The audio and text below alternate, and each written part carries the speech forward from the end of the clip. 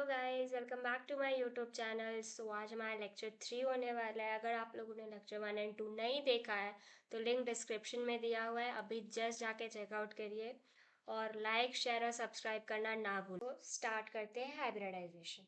Hybridisation आज का topic है। In the chemical bonding, we have already discussed about hybridization. In the organic chemistry, only three types of hybridization are possible at carbon depending upon the number of sigma and pi bond. So, sigma और pi bond के ऊपर depend करता है किस type का hybridisation होगा carbon में। अगर सिंगल बॉन्ड हुआ तो सिग्मा बॉन्ड होगा, that is 4 sigma bond is equal to sp3 hybridization. अगर डबल बॉन्ड है एक तो 3 सिग्मा 1 पाई तो sp2 होगा। अगर ट्रिपल बॉन्ड है तो 2 पाई और 1 सिग्मा, तो 2 sigma 2 pi bond is sp। यहाँ पे हम लोगों ने देखा सिंगल बॉन्ड में sp3 होता है, डबल बॉन्ड में sp2 और ट्रिपल बॉन्ड में sp। कुछ एग्जाम्पल देखते हैं हम लोग। ये रहा एग्जाम्पल 1 जहाँ पे हम लोगों ने sp3 देखा है। देखो 4 सिग्मा बॉन्ड है तो sp3, यहाँ पर 2 सिग्मा है 2 पाई है तो sp हाइब्रिडाइजेशन, और sp हाइब्रिडाइजेशन पे एंगल 180 डिग्री है। यहाँ पर कुछ और एग्जाम्पल भी है। तो यहाँ पे सारे कार्बन का हाइब्रिडाइजेशन लिखा है, जैसे ये sp3 है, ये sp2 है, ये sp2 है, ये sp2 है, ये sp2 है, ये sp है, क्योंकि यहाँ पे 2 पाई बॉन्ड है और 2 सिग्मा बॉन्ड है। कुछ और एग्जाम्पल देखते हैं। ये रहा CN, ये C है जिसमें 4 साइनाइड लगा हुआ है, तो कुछ इस तरह से स्ट्रक्चर बनेगा। अगर हम इसे ओपन करेंगे तो कुछ ऐसा बनेगा। तो जो सेंट्रल कार्बन है उसका हाइब्रिडाइजेशन sp3 होगा और जो साइड वाले कार्बन है उनका sp होगा। तो एग्जाम्पल, दूसरा एग्जाम्पल है ये C2 CN C2। तो ये यहाँ पर बोथ द कार्बन हैज, यहाँ पे सभी का sp होगा क्योंकि सभी के पास 2 सिग्मा 2 पाई बॉन्ड है। तो कुछ प्रॉब्लम्स देखते हैं हम लोग वन एल्काइन के ऊपर। One alkyne is acidic in nature. It has dipole moment due to acidic hydrogen. One alkyne react with metals that is sodium and potassium and NaNH2 to increase the chain. ये one alkyne है, अगर ये NH2 के साथ react करेगा तो कुछ ऐसा प्रोडक्ट बनेगा जो कि बाद में डबल कर, अगर RCl के जगह यहाँ पे RCH3 होता तो यहाँ पे CH3 लगता। तो कुछ इस तरह से रिएक्शन होगा। तो one alkyne reacts with ammonical AgNO3 to give white precipitate and ammonical CuCl2 to give red precipitate। ये बहुत इंपॉर्टेंट है जो हमें याद रखना है। अगर AgNO3 के साथ रिएक्ट कर रहा है तो वाइट बनेगा, CuCl2 के साथ रिएक्ट कर रहा है तो रेड बनेगा।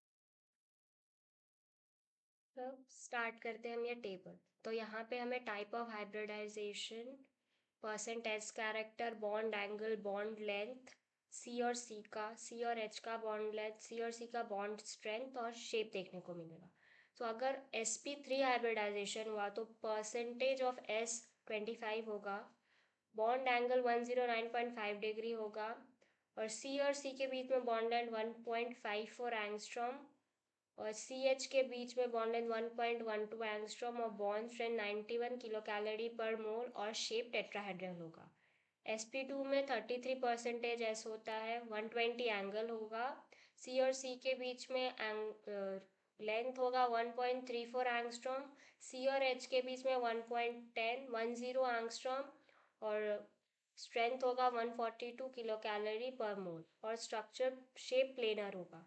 शेप sp अगर हम देख रहे हैं तो 50% एस कैरेक्टर होगा, 180 बॉन्ड एंगल होगा, और C ट्रिपल बॉन्ड C के बीच में 120 एंगस्ट्रॉम बॉन्ड लेंथ है, 1.08 एंगस्ट्रॉम C और H के बीच में बॉन्ड लेंथ है, बॉन्ड स्ट्रेंथ 194 किलो कैलोरी पर मोल है, और शेप लीनियर है।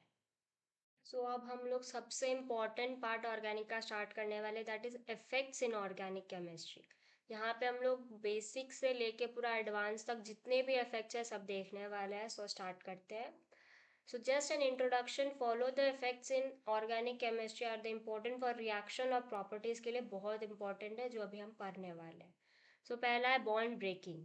तो बॉन्ड दो तरह से टूटते हैं, एक होमोलाइटिक एक हेट्रोलाइटिक। होमोलाइटिक क्या होता है? In case of homolytic, breaking of bond is in such a way that it gives free radical after breaking. यहाँ पे इमेजिन करो C सिंगल बॉन्ड C है, तो ये टूटने के बाद Cl free radical plus Cl free radical बनेगा। फ्री रेडिकल न्यूट्रल होते हैं और पैरामैग्नेटिक इन नेचर होते हैं, बहुत इंपॉर्टेंट है, इसको हाईलाइट कर लेते हैं। So free radical are neutral and paramagnetic in nature.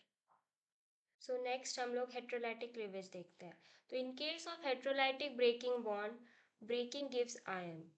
सो अगर बॉन्ड टूटता है तो हमें आयन्स मिलते हैं, ये कटायन या अनायन। सो अगर HCl टूट रहा है, H और Cl, तो H प्लस और Cl माइनस मिलेगा, ये हमारा कटायन है और ये हमारा अनायन है। CH3Cl अगर टूट रहा है तो CH3 प्लस और Cl माइनस मिलेगा। तो आयन दो तरह से हो सकते हैं, carbon containing, carbon anion, carbon cation and carbo anion. So carbocation has positive charge, as you know cation का पॉजिटिव चार्ज होता है, तो कार्बोकटायन का भी पॉजिटिव चार्ज होगा। फॉर एग्जांपल ये सारे structures CH3 plus, methyl plus, ethyl plus, और कार्बो एनायन के पास नेगेटिव चार्ज होगा, मिथाइल नेगेटिव, इथाइल नेगेटिव। तो नेक्स्ट हम मूव कर रहे हैं इंडक्टिव इफेक्ट पे। इंडक्टिव इफेक्ट जो होता है वो सिर्फ सिंगल बॉन्ड पे ऑपरेट करता है, ये सारे सिंगल बॉन्ड्स हैं, इस पे ऑपरेट करेगा, और इसकी मदद से हम लोग स्टेबिलिटी ऑफ कार्बोकटायन पता कर सकते हैं, एसिडिक नेचर ऑफ एसिड्स और बेसिक नेचर ऑफ अमाइंस। ये दो तरह के होते हैं, positive and negative, that is plus I and negative minus I. In case of plus I, electrons are given by the group of the chain, all alkyl groups are positive I. सो जो alkyl group होते हैं जितने भी, वो सारे plus आई के under आते हैं, और ये रहा उनका स्ट्रेंथ, जितना ज़्यादा लंबा चेन होगा उतना ज़्यादा वो प्लस आई होगा। सो नेक्स्ट मूव करते हैं हम लोग माइनस आई की तरफ। सो माइनस आई का जो काम होता है वो इलेक्ट्रॉन को अट्रैक्ट करना, इलेक्ट्रॉन को अपनी ओर खींचना। सो ये सारे कंपाउंड्स हैं और ये इनका ऑर्डर है जो हमें याद रखना है, तो इसको हाईलाइट कर देती हूँ मैं।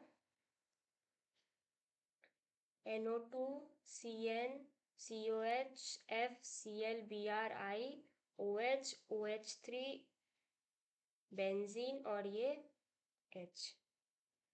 सो सबसे ज़्यादा माइनस आई होता है NO2 में और सबसे कम होता है हाइड्रोजन में। सो अब हम देखते हैं इसका क्या यूज़ होगा एसिडिक स्ट्रेंथ ऑफ एसिड बताने में। So good acid means easy removal of H plus. For easy removal of H plus, negative charge on CO minus should be less. Obviously अगर H plus निकल रहा है तो ये positive, negative कम होना चाहिए, अगर नेगेटिव कम नहीं होगा तो H plus वापस अट्रैक्ट हो जाएगा CO माइनस के पास।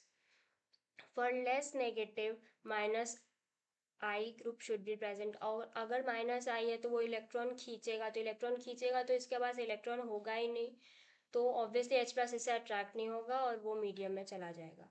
और अगर हम लेस पॉजिटिव ग्रुप भी डालेंगे तो भी प्लस आई, लेस पॉजिटिव चाहिए तो हम प्लस आई ग्रुप डालना पड़ेगा ताकि वो नेगेटिव को कम कर सके। So good acid has low pH and pK। तो ये दोनों एक अच्छे एसिड का कम होता है। एग्जाम्पल देख लो, एसिडिक एसिड एंड CCl3, इनमें से कौन ज़्यादा एसिडिक होगा? सो ऑब्वियसली CCl3, क्योंकि CCl3 अट्रैक्ट कर रहा है अपनी और इलेक्ट्रॉन्स, सो H प्लस का रिमूवल ईजी हो जाएगा, और जबकि CH3 इसको इलेक्ट्रॉन दे रहा है प्लस आई के वजह से, तो ये कम एसिडिक होगा। CH3COH, एसिडिक एसिड कम एसिडिक होगा देन CCl3COH। सो यहाँ पे माइनस आई लग रहा है और यहाँ पे plus I. So in CCl3CO minus negative is less on COH, so less attraction of H plus and easy removal of H plus. But in case of CH3COH, negative is more and more attraction of H plus, so removal is not easy due to acidic nature of CH3COH is less. So next हमारा compound है CH3COH और C2H5COH। सो यहाँ पे answer A या B, तो B में negative ज़्यादा हो जा रहा है, क्योंकि मैंने बोला था जितना बड़ा एल्काइल ग्रुप होगा उतना ज़्यादा वो इलेक्ट्रॉन देगा, तो ऑब्वियसली यहाँ पे लीविंग टेंडेंसी कम है H प्लस का देन ये, तो ये ज़्यादा एसिडिक है। सो ऑप्शन ए ज़्यादा एसिडिक है then option B. So in case of B, negative charge is high because C2H has a tendency to increase electron density more. So electron density on CO minus is increased. So more attraction on H plus, less remove of H plus. Therefore it's a poor acid. So ये poor acid है और ये अच्छा acid है. So next हम लोग move करते हैं इंडक्टिव इफेक्ट. उसके किस टाइप के क्वेश्चंस आते हैं. It is use to calculate acidic nature strength of carboxylic acid, alcohol and basic nature of amines, stability of carbocation and carbanion, substitution reaction and leaving tendency. ये सारे उसके uses हैं. अब कुछ की पॉइंट्स है. Leaving tendency is more if protonic acid is strong, that is HI, HBr, HCl, H2S, H2 और H3 NH3 में एसिडिक स्ट्रेंथ सबसे ज़्यादा HI का होगा क्योंकि HI का लिविंग टेंडेंसी ज़्यादा है, क्योंकि I का लिविंग टेंडेंसी बहुत ज़्यादा अच्छा है as compare to N. So leaving tendency का ऑर्डर ये होगा. Less positive charge, more stable carbocation, best SN1 and least SN2. अगर पॉजिटिव चार्ज ज़्यादा स्टेबल है कार्बोकटायन तो SN1 होगा, अगर कम है तो SN2 होगा. तो stability of carbocation. Stability of carbocation means less positive charge on carbon in the carbocation. Example, find out more stable among them. ये दो कंपाउंड है, हमें बताना है कौन ज़्यादा स्टेबल है.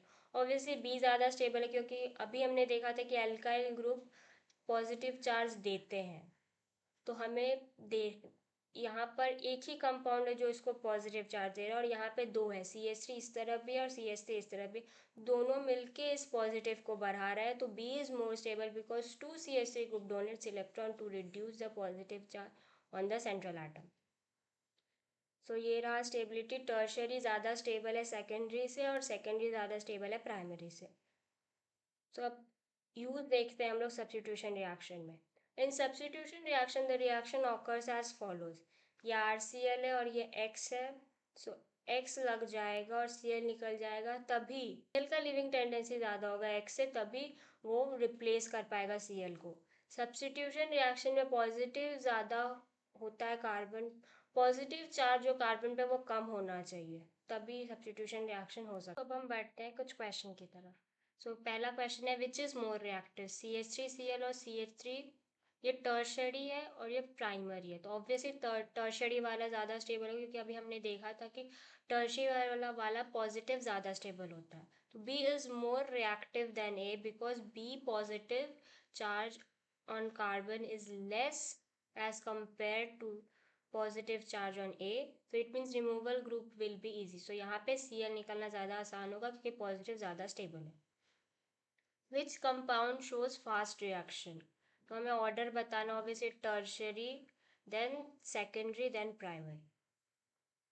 सो because of the stability of carbocation, so ये हमारा ऑर्डर है ABC. तो हम इसे हाईलाइट कर देते हैं.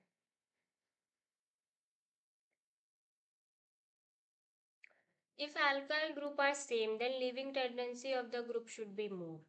तो अगर अल्काइल ग्रुप सब में सेम है, लाइक CH3 का ही कंपैरिजन दिखाया गया, बट लीविंग ग्रुप अलग अलग है, तो जिसका लीविंग टेंडेंसी ज़्यादा होगा वो ज़्यादा अच्छा रिएक्शन देगा.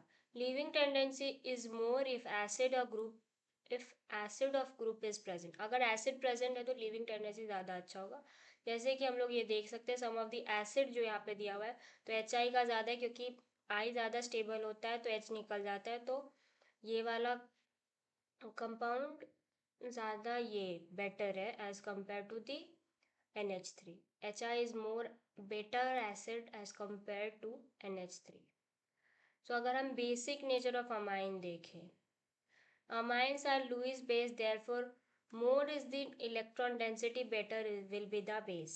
We will know that alkyl group it increases electron density. तो इस चीज़ को, इस सेंटेंस को हम एक एग्जांपल के थ्रू समझते हैं. यहाँ पे प्राइमरी अमाइन है और यहाँ सेकेंडरी अमाइन है. तो B ज़्यादा बेसिक है A से. क्यों? क्योंकि CH3 ग्रुप ज़्यादा है B में एज कंपेयर टू A. तो यहाँ पे ज़्यादा इलेक्ट्रॉन डेंसिटी, यहाँ पे बोला गया ना इलेक्ट्रॉन डेंसिटी ज़्यादा होगा तो उतना अच्छा बेस होगा. यहाँ दोनों तरफ से इलेक्ट्रॉन मिल रहे हैं, यहाँ पे दोनों तरफ से इलेक्ट्रॉन आ रहा है. सो ये ज़्यादा अच्छा बेस है एज़ कम्पेयर टू, क्योंकि यहाँ पे सिर्फ एक तरफ से इलेक्ट्रॉन आ रहा है. In case of CH3NH2 and CH3CH2NH2, more basic is 3H3CH2NH2 because this more electron density increases by CH3CH2 group as come. So यहाँ पे हम लोग यहाँ से भी इलेक्ट्रॉन थोड़ा बहुत जा रहा है, तो अगर सिर्फ एक ही कंपाउंड लगा हुआ है CH3 तो वो उतना बेसिक नहीं होगा, क्योंकि यहाँ पे दो जगह से इलेक्ट्रॉन आ रहे हैं, तो ये ज़्यादा बेसिक होगा CH3NH2 से.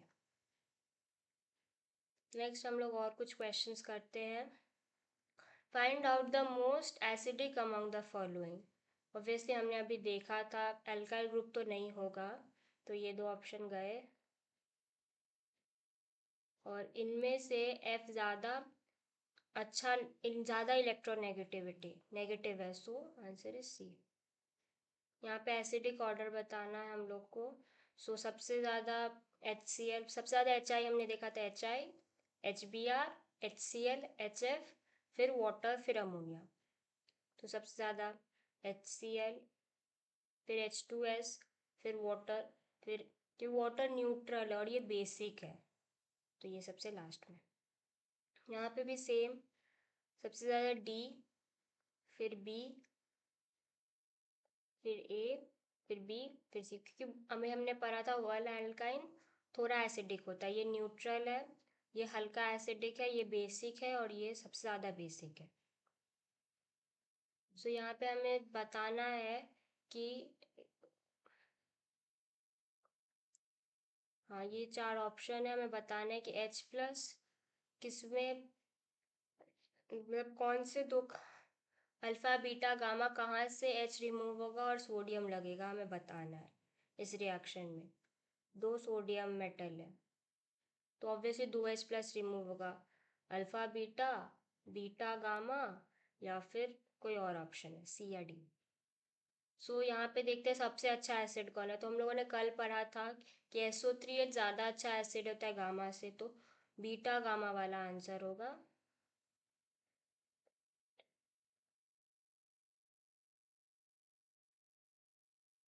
क्योंकि ये ज़्यादा सबसे बेस्ट ये है, फिर ये है, फिर ये. सो ऑर्डर होगा बीटा, फिर गामा और लास्ट में अल्फा, अगर 3 सोडियम दिया हो तो. नेक्स्ट है फाइंड आउट मोस्ट बेसिक. इनमें से सबसे ज़्यादा बेसिक कौन है. ऑब्वियसली हम लोगों ने देखा था अमोनिया. फिर करेक्ट एसिडिक ऑर्डर किस में दिया हुआ है, तो अमोनिया सबसे ज़्यादा होगा नहीं, क्योंकि अमोनिया तो बेसिक है, ये ऑप्शन गया. फिर इसमें ये एसिडिक है तो ये वाटर के पहले आ नहीं सकता. वाटर न्यूट्रल है तो लास्ट में हो नहीं सकता, तो ये ऑप्शन जाएगा हमारा. तो एक अगले क्वेश्चन की तरफ बढ़ते हैं. Correct the basic order of the given NH2 minus CH C minus OH minus CH3 minus. So ये कंपाउंड है, अगर हम इसको H प्लस इनका वापस कर दे तो ये अमोनिया बन जाएगा, ये वन एल्काइन बन जाएगा, ये वाटर बन जाएगा, ये मीथेन बन जाएगा. तो हमें बेसिकली बेसिक ऑर्डर बताना है. तो हमें ऑलरेडी एसिडिक ऑर्डर तो पता ही है, तो हम उससे बेसिक ऑर्डर पता कर सकते हैं. सोच रहे हो क्या कैसे. तो बेसिक ऑर्डर पता करने के लिए हमें एसिडिक ऑर्डर का जस्ट ऑपोजिट कर देना है. तो ये रहा हमारा. तो मीथेन हमने देखा था कि सबसे बेकार एसिड है, मतलब वो सबसे अच्छा बेस होगा. तो किस ऑप्शन में सबसे अच्छा, ये दो ऑप्शन है जहाँ पे हम लोग देख पा रहे हैं कि मीथेन सबसे, मतलब CH3 माइनस सबसे अच्छा बेस है. तो अब हमें वाटर का पोजीशन देखना पड़ेगा वन अल्काइन के respect. So obviously water last में होगा, क्योंकि वाटर न्यूट्रल कंपाउंड और ये सारे बेसिक. सो ऑप्शन बी हमारा जाएगा. नेक्स्ट हम बढ़ रहे हैं क्वेश्चन 8 की तरफ. Which is the most acidic, हमें एसिडिक बताना है. तो यहाँ पे ये दोनों तो होगा नहीं, क्योंकि यहाँ पे सिर्फ एल्काइल ग्रुप लगा है, कोई माइनस आई का ग्रुप नहीं लगा. तो यहाँ पे माइनस आई वाला ग्रुप लगा हुआ है, तो ये दो ऑप्शन गए, ये दो ऑप्शन एलिमिनेट हो जाते हैं. सो यहाँ पे ये थोड़ा दूर लगा हुआ है CO से, तो इसका जो टेकिंग का टेंडेंसी है, विदड्रॉइंग का टेंडेंसी, वो कम हो जाएगा एज कम्पेयर टू दिस. सो हमारा आंसर जाएगा ये. तो नेक्स्ट मूव करते हैं मैक्सिमम पीके। मैक्सिमम पीके मतलब बेकार एसिड, और इन सब में सबसे बेकार एसिड बी है। सो क्वेश्चन 10 की तरफ बढ़ते हैं। Arrange the अनायन CH3 minus NH2 minus OH minus F minus in the decreasing order of the basic strength. तो हमें बेसिकली बेसिक स्ट्रेंथ बताना है। सेम फॉर्मूला हम लोग अप्लाई करेंगे। एसिडिक स्ट्रेंथ हमें पता है, सो हम लोग बेसिक स्ट्रेंथ बहुत आसानी से निकालें। तो ये हमारा HF है, तो ये सबसे स्ट्रॉन्ग एसिड है, तो मतलब सबसे बेकार बेस, तो S लास्ट में सारे ऑप्शंस में है। सो नेक्स्ट हम लोग को पता है ये सबसे बेकार एसिड है, तो मतलब सबसे अच्छा बेस होगा। किस ऑप्शन में? पी पहले ऑप्शन ए में। सो ये हमारा आंसर है। सो रेजोनेंस स्टार्ट करने से पहले जिन लोगों ने अभी तक लाइक नहीं किया है, लाइक कर दे, चैनल सब्सक्राइब करो और बेल आइकन को दबाना ना भूलें। सो रेजोनेंस स्टार्ट करते हैं। If a charge is next to double bond carbon then it shows resonance. मतलब अगर कोई पॉजिटिव या नेगेटिव चार्ज डबल बॉन्ड के नेक्स्ट है तो वो रेजोनेंस शो करेगा, और रेजोनेंस की वजह से स्टेबिलिटी इंक्रीज होता है, और ये हमें bond length, acidic nature, substitution reaction ये सब बताने में मदद करता है। तो ये रहा हमारा compound CH2 double bond CH2, और यहाँ प्लस चार्ज है, तो हम लोग ये डबल बॉन्ड को तोड़ेंगे तो यहाँ प्लस आएगा और यहाँ माइनस जाएगा, तो ये नेगेटिव और पॉजिटिव एक बॉन्ड बना लेगा।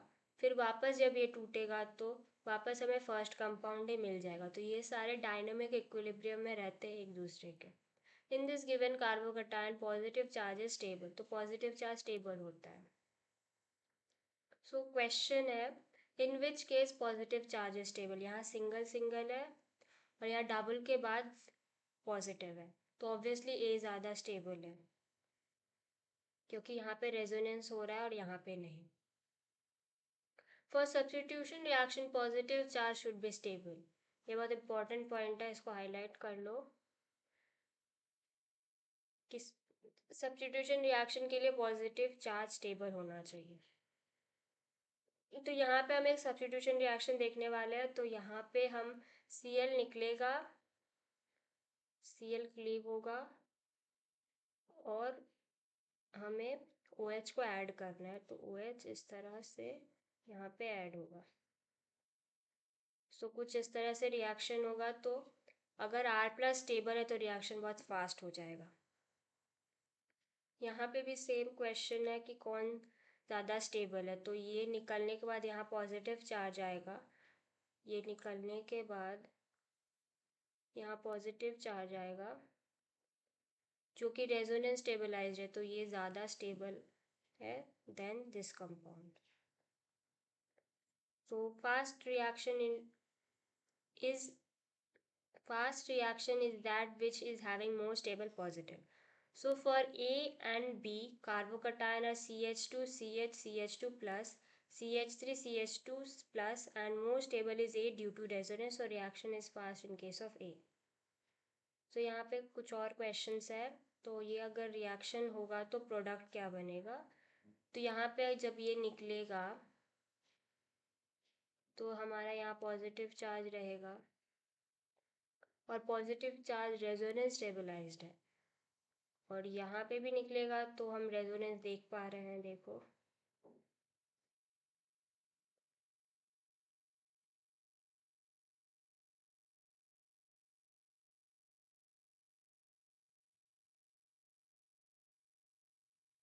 तो यहाँ पे भी हम रेजोनेंस देख पा रहे हैं, बट यहाँ पे ज़्यादा फास्ट होगा क्योंकि यहाँ पे रेजोनेंस रिंग के अंदर हो रहा है। So A is fast because more stable as compare to due to more, क्योंकि यहाँ पे ज़्यादा रिंग कंपाउंड या बेंजीन रिंग है जिसके अंदर रेजोनेंस हो रहा है, और ये प्लस चार्ज इसी रेजोनेंस का हिस्सा बन गया है, तो ये ज़्यादा स्टेबल है as compare to this. Next move करते हैं सम सुपर की पॉइंट्स की तरफ। Non polar structure is most stable structure. In case of polar structures, stable structure is the one which has more number of covalent bond with complete octet. If negative charge on electronegative and positive charge on electropositive then is present, then it is stable. अगर किसी electronegative पे negative charge है, electropositive पे positive charge है, वो ज़्यादा stable होगा। और अगर एक पोलर कंपाउंड है उसमें ज़्यादा कोवेलेंट बॉन्ड है, सारे बॉन्ड्स का ऑक्टेट कंप्लीट है, तो वो ज़्यादा स्टेबल होगा। और नॉन पोलर कंपाउंड भी स्टेबल होते हैं। तो double bond O is stable, double bond O with negative charge is also stable, but single bond O positive charge या डबल बॉन्ड O पे अगर पॉजिटिव चार्ज आ जाता है तो वो अनस्टेबल हो जाता है। इफ ऑपोजिट चार्ज है near by then stability is more. Obviously अगर ऑपोजिट चार्ज है, जैसे हम लोग यहाँ पे देख पा रहे थे, ऑपोजिट चार्जेस रहेंगे, जैसे यहाँ पे बॉन्ड टूटता है तो यहाँ नेगेटिव चार्ज आता है, तो ऑब्वियसली प्लस माइनस ज़्यादा स्टेबल है, और क्योंकि ये बॉन्ड बना पा रहे हैं। So similarly opposite charge nearby are stable is more. सो बढ़ते हैं कुछ क्वेश्चंस की तरफ। Question 1, in HCN find out the stability order बताना है हम लोग को। तो ये सारे ऑप्शन, ये सारे रेजोनेटिंग स्ट्रक्चर है, तो ऑब्वियसली सबसे ज़्यादा स्टेबल ए होगा, क्योंकि यहाँ पे ना पॉजिटिव है ना नेगेटिव है, ये एक नॉन पोलर स्ट्रक्चर है, और यहाँ पे हमें पोलैरिटी देखने को मिल रही है, बट यहाँ पे एन पे पॉजिटिव और इलेक्ट्रोनेगेटिव पे पॉजिटिव उसको कम स्टेबल बना देता है। सो बी लास्ट में हो जाएगा और सी बीच में, क्योंकि इसमें नेगेटिव, इलेक्ट्रोनेगेटिव पे नेगेटिव चार्ज है। सिमिलरली यहाँ पे भी सेम क्वेश्चन है बट डिफरेंट स्ट्रक्चर दिया। सबसे ज़्यादा स्टेबल हमारा ए होगा, सबसे ज़्यादा स्ट्रक्चर हमारा ए होगा, फिर हम बी देखते हैं, सी। तो बी सी में से ये दोनों लास्ट में होगा, बी और डी, क्योंकि यहाँ दोनों में ही ऑक्सीजन पे पॉजिटिव चार्ज है। तो इसके बाद सी होगा, उसके बाद हमारा डी होगा, और उसके बाद हमारा बी होगा। सो ये रहा हमारा ऑर्डर। और ये ऑर्डर हम लोग क्यों लिख पा रहे हैं, क्योंकि डी में हमारा ऑक्सीजन पे नेगेटिव भी है और ऑक्सीजन पे पॉजिटिव भी है, बट यहाँ पे हमारा डायरेक्ट ऑपोजिट हो गया, इलेक्ट्रोनेगेटिव पे पॉजिटिव और इलेक्ट्रो पॉजिटिव पे नेगेटिव, तो ये इसको सबसे बेकार स्टेबल बना दे रहा है। तो ये बी सबसे लास्ट में। नेक्स्ट हमारा find out the number of pi electron बताना है। तो ये हमारा ए है, इसमें कितने, एक दो तीन डबल बॉन्ड है, और इसमें कितने पाई इलेक्ट्रॉन होंगे, 6, क्योंकि 3 × 2 6। इसमें कितने होंगे, ऑब्वियसली 2 4, और इसमें से हम दोनों लोन पेयर नहीं लेंगे, एक ही लोन पेयर लेंगे, क्योंकि जब रेजोनेंस हो रहा है तो एक ही लोन पेयर इन्वॉल्व हो रहा है। तो इसमें भी 6, इसमें 4, क्योंकि पॉजिटिव चार्ज का कोई डेंसिटी नहीं होता है। इसमें 6, क्योंकि नेगेटिव चार्ज का इलेक्ट्रॉन डेंसिटी होता है। इस पे यहाँ पर एक बॉन्ड है, यहाँ पर एक इलेक्ट्रॉन है, ये सिंगल है, तो ये तो रेजोनेंस में आ गया। सिमिलरली यहाँ पे ये और ये, तो इसका हम लोग काउंट नहीं करेंगे क्योंकि ये रेजोनेंस में नहीं आ रहा है, तो बाकी सारे नाइट्रोजन का लोन पेयर काउंट होगा। सो 1 2 3 4 5 6, तो 6 × 2 12। सिमिलरली यहाँ पे 1 2 3 4 5 6, तो यहाँ पे भी 12 होगा। यहाँ पे 3 4 5 6 7 8 9, नहीं ये नहीं होगा क्योंकि यहाँ 2 सिंगल बॉन्ड आ जा रहे हैं, तो ये नाइट्रोजन का हम लोग काउंट नहीं करेंगे। सो 1 2 3 4 5 6 7 और 8, तो 8 × 2 16।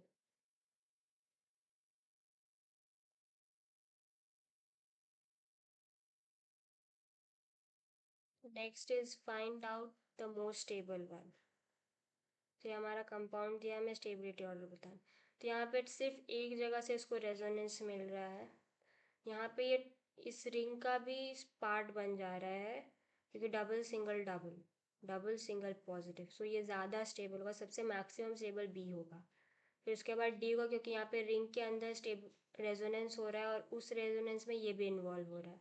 सो पहले बी, फिर डी, फिर ए, फिर सी। सी लास्ट में क्यों हुआ, क्योंकि पॉजिटिव चार्ज है वो डबल बॉन्ड पे ही लगा हुआ है, और अगर पॉजिटिव या नेगेटिव चार्ज डबल बॉन्ड पे लगा रहे तो उसको अनस्टेबल बना देता है। नेक्स्ट स्टेबिलिटी ऑर्डर यहाँ पे हमें निकालना है। बी, ए का स्ट्रक्चर कुछ इस तरह है, ये बी इसी, तो बी सबसे ज़्यादा स्टेबल क्यों दिया हुआ है, क्योंकि यहाँ डबल रेजोनेंस हो रहा है, यहाँ से रेजोनेंस हो रहा है और यहाँ से, और ये कम स्टेबल क्यों है, क्योंकि यहाँ पे दो जगह से हो रहा है बट दोनों अलग अलग डायरेक्शन में हो रहा है। ये रेजोनेंस इस तरफ हो रहा है और ये रेजोनेंस इस तरफ हो रहा है, सो ये कम स्टेबल है एज कम्पेयर टू दिस। दोनों में यहाँ पे दोनों रेजोनेंस एक ही साइड हो रहा है, दोनों एक दूसरे को हेल्प कर रहे हैं, बट यहाँ नहीं। तो सबसे ज़्यादा स्टेबल बी, फिर ए, फिर सी, क्योंकि यहाँ सिर्फ सिंगल रेजोनेंस हो रहा है इसलिए सी कम स्टेबल है। फिर हम यहाँ मूव करते हैं, बी सबसे लास्ट में होगा कि अभी मैंने बताया अगर डबल बॉन्ड पे पॉजिटिव या नेगेटिव हो तो अनस्टेबल होगा। फिर यहाँ पे दो जगह से हो रहा है तो डी, यहाँ सिंगल ए, फिर सी, सी में कुछ नहीं हो रहा है, तो कुछ नहीं इज बेटर देन अनस्टेबल। ये स्टेबल, ये कुछ नहीं, ये अनस्टेबल, सो कुछ नहीं बीच में आएगा, अनस्टेबल। सो बॉन्ड लेंथ से स्टार्ट करते हैं। More the number of hyper conjugate more will be the bond length, मतलब जितना ज़्यादा हाइपर कॉन्जुगेट होगा उतना ज़्यादा बॉन्ड लेंथ होगा, तो दोनों डायरेक्टली प्रोपोर्शनल। एग्जांपल देखते हैं हम लोग, CH3 single bond, CH2 double bond, CH single bond, CH3, तो ये यहाँ पे जो डबल बॉन्ड है इसको हम लोग अल्फा मान रहे हैं और यहाँ पे जो डबल बॉन्ड है इसको हम बीटा मान रहे हैं। तो ऑब्वियसली इसका कम हाइपर कॉन्जुगेट है इसके कंपैरिजन में, तो अल्फा बड़ा हो गया बीटा से क्योंकि इसका ज़्यादा हाइपर कॉन्जुगेट है। Next, reverse hyperconjugation, it is use in the stability of carbo ion.